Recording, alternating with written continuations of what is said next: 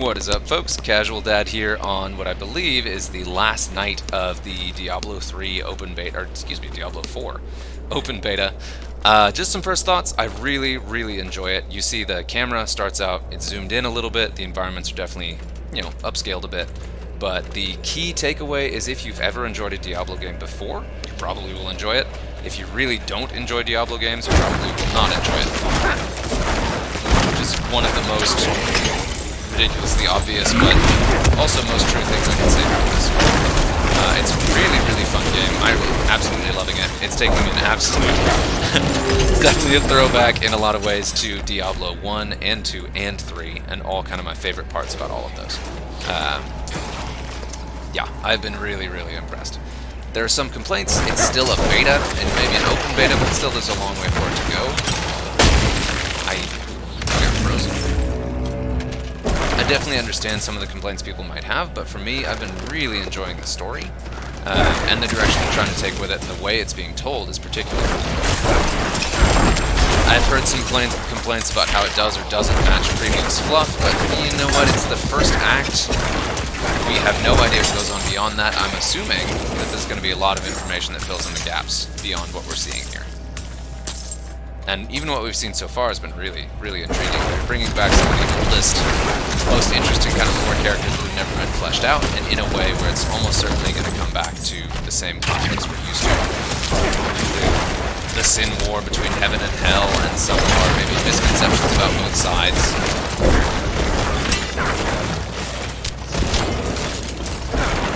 And some kind of key, interesting, venerable characters.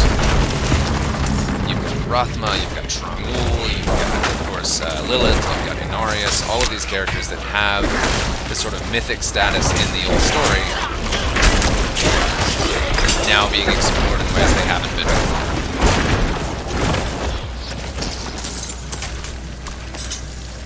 And personally, I think they've been doing a really good job with it. Like, telling the story has been my favorite part of the game so far. The combat's good, it's just combat. Having gotten very used to playing a lot of Diablo 3, it's somewhat familiar. It's a little bit more visceral and a lot more dynamic. Every class getting the dodge button is a big part of that. But also I just really like the talent and skill trees. And I'll go through those in just a second here. I'm trying to finish the Necromancer specific side quest. I want to go ahead and do that while I'm sort of talking through this and collecting my thoughts. And that's going to be the last thing I do in the beta. I don't know when I'm going to pick up the game. After trying the beta, I almost certainly will at some point down the road. But don't know when, so I'm trying to scratch the itch for as long as possible. Just in case it's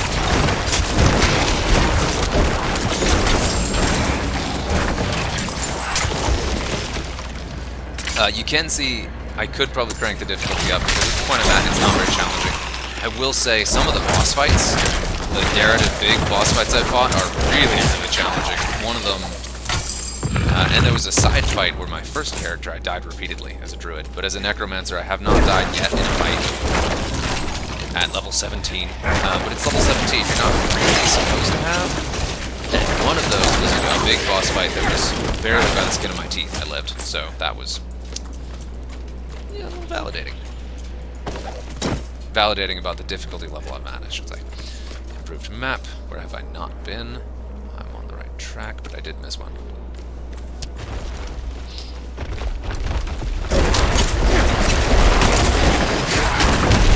There's a lot of nostalgia, so if you have fond or traumatic memories about any specific monster in any of the series from Diablo 1 through 3, you'll probably see a variant of them here in a way that's a very faithful recreation and should give you a lot of fond memories thrown around. Plus some new ones. Like, I've never seen anything like this. Undead crossbow. But I've certainly seen bone archers, although not with crossbows.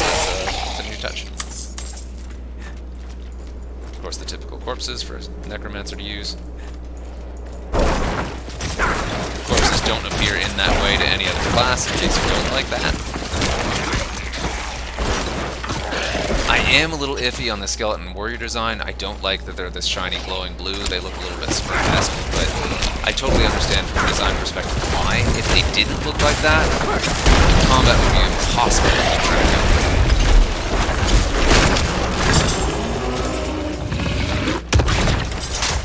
So I'm fine with it. It's a different aesthetic, and it looks pretty cool. I do enjoy the little skull cap look. To me personally, the skull caps these guys have look a lot like the Princess Bride mask that the hero wears. And that's definitely endeared them to me quite a bit.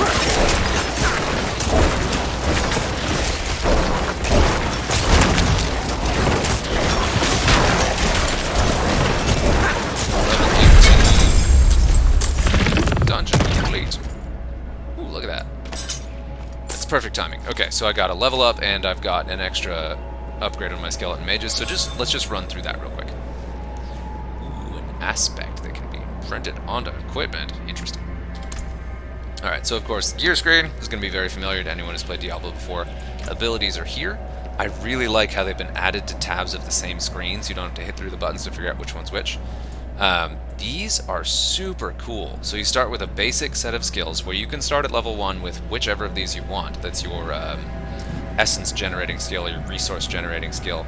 And then each one has a base power that you can then upgrade. And it shows both the tag of basic and the school that it's in for each individual class. So they're going to be different class by class. But so anything that references bone skills will apply to bone splinters because it has that bone keyword under the rank.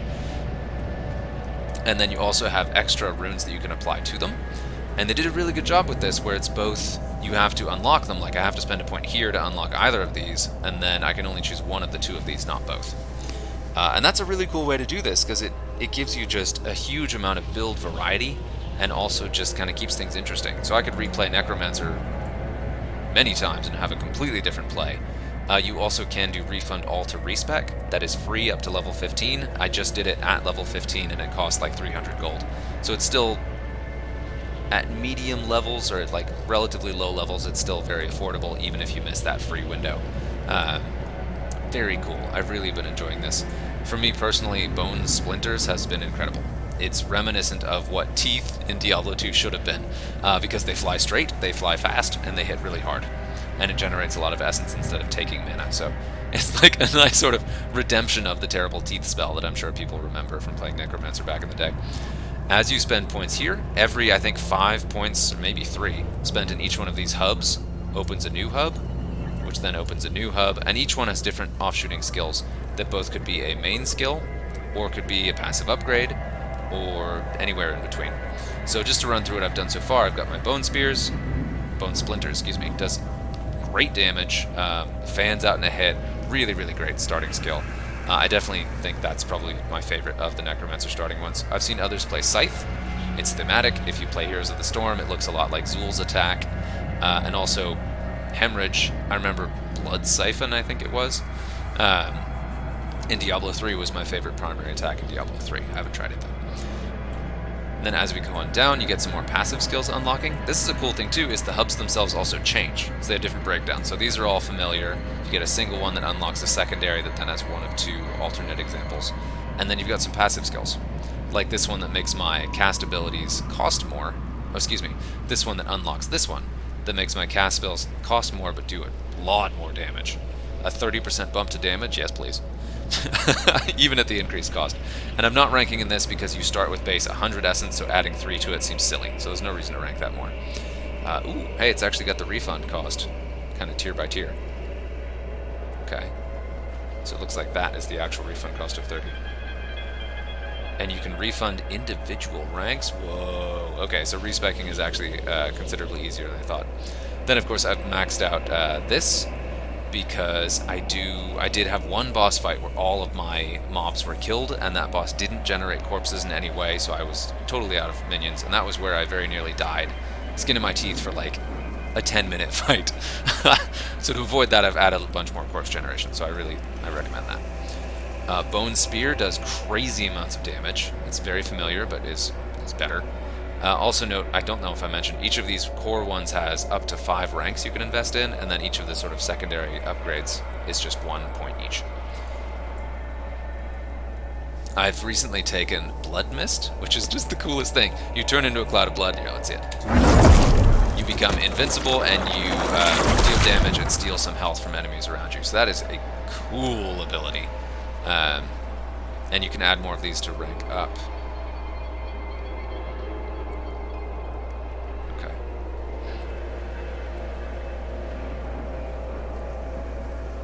So you can do things that reduce the cooldown. The cooldown's not bad, so I don't really know much about that. But these... Nice. So, and that's one of the things is sometimes I'll take the middle rank just to get access to the later ones. More corpse generation, I think I have enough now, but that's another way you could do it. Fortifies you, so there's that. I did add... Okay, so I'm getting some from items. You've got things that upgrade your just passive abilities. I only consume corpses right now to raise skeletons, so I don't really need that. I did try Bone Prison. Was not useful. I did not like it at all. I could see definitely doing it if you don't have the summons, but even then, it kind of gets in the way. It wasn't great. It was slow, it was expensive, didn't do much. One of my next big spends is going to be on curses. I was looking at Iron Maiden. I think the enemies that are going to be the most dangerous are the ones that chainsaw through your skeletons, so I think that this will be a nice way to at least make them, at least cost them something. Another thing to consider was the bonus to distant far away enemies, because I'm doing a ranged caster build that works really well. It's a relatively low bonus though. Imagine it's 12% at max, so I may come back to that, but I'm doing it right now. And note that when I put the point in that, it automatically was added to my skill bar. And then I'm unlocking these next tiers, and you can see a bunch of other stuff too. Another thing that's cool is as you get deeper, the way these traits unlock changes. So passive skills were added above, and then here you've got single unlocks that unlock 2 different paths to get to the third. These all buff up your bone skills, and I'm excited to get there. And that one, each 10 essence you have upon cast, yeah. With the bone splinters, I end up having a lot of essence a lot of the time, so that would be a really nice passive buff to my just primary attack. Yeah, this is nice. Got a lot of corpse generations. That'd be a really cool way to add some durability.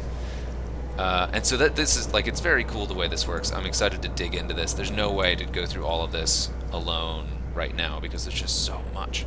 And then you can see exactly how many ranks you need to get to that last tier. And those can be spent anywhere before this. So if I spend 5 anywhere above this point, it'll unlock this. And then 15 anywhere above this point, it'll unlock this. And let's see what we got. Minions. Nice. Oh yeah. Yeah, I know what I'm doing that. So these are key passives that impact your individual things. That's nice too.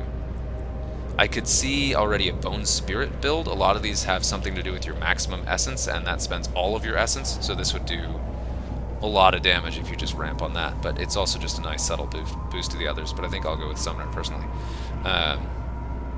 Shadow damage is a key damage type a lot of your minions do. Nice. And there's your just solo, just me, and just being the Blood Necromancer. But then you also have the Book of the Dead, so you've got your skill tree, and then you have this too. Cool thing about this, you start with Skeleton Warriors. We'll summon up to, I believe, 4. And they start as the Skirmishers, but then you can also choose different classes of them, and each one has 2 runes as well. And this is separate from your other skill tree, you just get this. But you can choose not to get this, and then you just get a passive bonus that you just have. So you just have 50% magic resistance. Boom. You just get an extra 10% shadow damage. Boom. You just get an extra critical hit chance. Like, this is really cool that you can play as a solo Necromancer or a summon Necromancer, and it's built into this, so you can actually change that anytime. So I could change this right now, and you can only do 1 of these. And if I change it, it will take out all my existing guys. But this is really, really cool. I really like it. Totally changes the look of the summons, gives you a lot more variety here too. And you get both your Skeleton Warriors, the new Skeleton Mages, and your Golems. And they're all different. So I just unlocked the Cold Skeleton Mages, which, yes, please. Yeah. So just Essence Generation for my Skeleton Mages. Another key thing here too is you don't need to map 2 hotkeys to the summon button, because when I summon my 5 Skeleton Warriors, my next summon will automatically be a Skeleton Mage, Skeleton Mage, Skeleton Mage, Skeleton Mage. And then you can see the count on the bottom right here. And when you're at your max of that type, it turns green. Ta-da! And I have my Ice Mages. Visually, they don't look different, which is a bit of a bummer, because the Skeleton Warriors looked significantly different with the different types. But yeah, that's cool.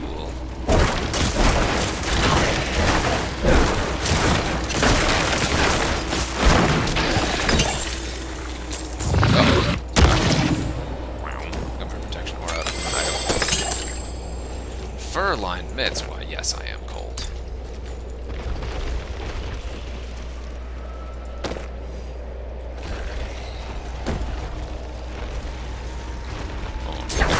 Of course, but that's part of the Diablo experience. Anyway, we'll call it there. This video is already longer than I intended it to be. But yeah, long story short, I've been really impressed. Really enjoying playing the game and getting to some experience here. So we're going to call it. This is probably the end of my experience with the beta. Yeah. Definitely a great entry in the series.